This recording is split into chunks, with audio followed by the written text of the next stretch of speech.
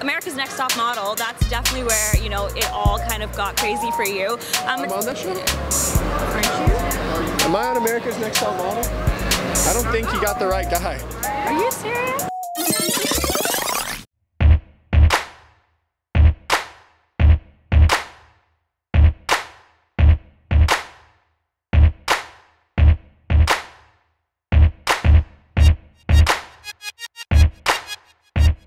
Toronto Fashion Week is in full swing, showcasing some of Canada's top designer brands. We get a chance to get in front of the runway and behind the scenes to find out how you can get your threads on the ramp. Let's go!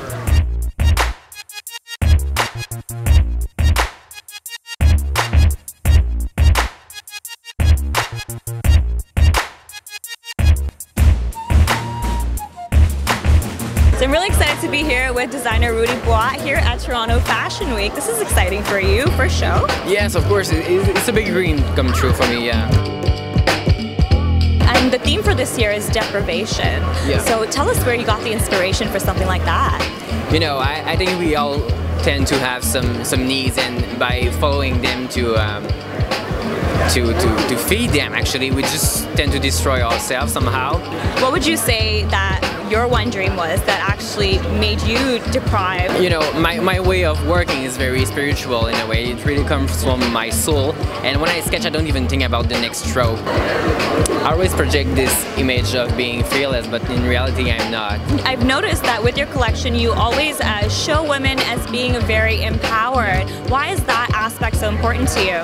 It's really important because I think that women are powerful, yeah. and they have the chance to wear whatever they want and still be powerful. Yeah, to be a woman in 2014, there's a lot of work to do still. You know, Rudy Bois woman is kind of, you know, a dramatic, theatrical woman. Yeah. And she, when you don't know her in the street, she seems very, you know, dramatic. You don't want to mess with her, you know.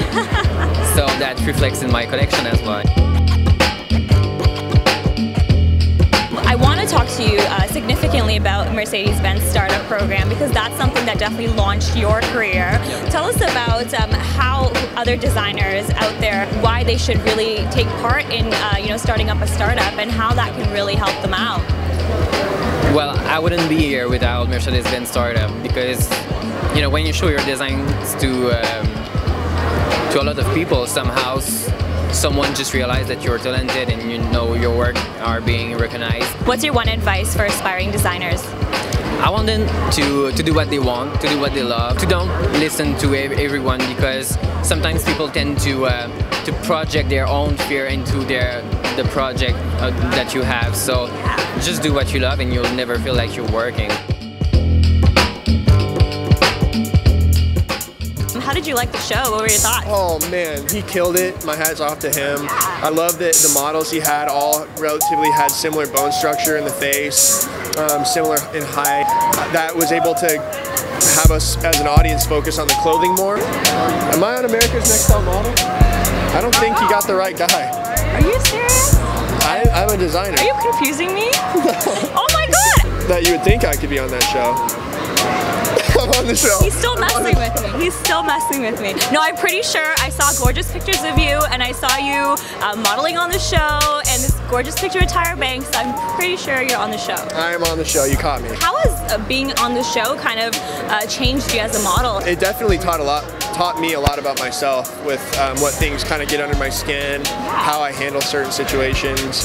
It was a huge growth experience, and in that way it was priceless, and that's kind of what I took away from it, I think. Amazing. And speaking of things getting under your skin, I think one of the issues that was on camera, and I think that brought a lot of media attention, I'm sure you get asked about this a lot, was your relationship with Will. You guys are very close friends, and I think Denzel's kind of reaction to your relationship, do you think it reflects the stigma that's out there for the LGBT community? I just think that people try to categorize certain things, and it's inhumane, and it's kind of like a cheat code that society has come up with to feel good about not having to actually spend time to get to know someone. Yeah. And so I don't blame Denzel. I think it's more just what society in general has taught kids is okay. This guy may be attracted to other men, but he's probably completely different than that guy who's attracted to men. So how unfair is it to be like, they're all gay? I felt like I was witnessing what happened to me as a child. We're not judging, we're just saying we're trying to. But it's coming across as that. I don't like when people are judgmental because I've been judged my entire life, and so I'm not going to judge him for his decisions.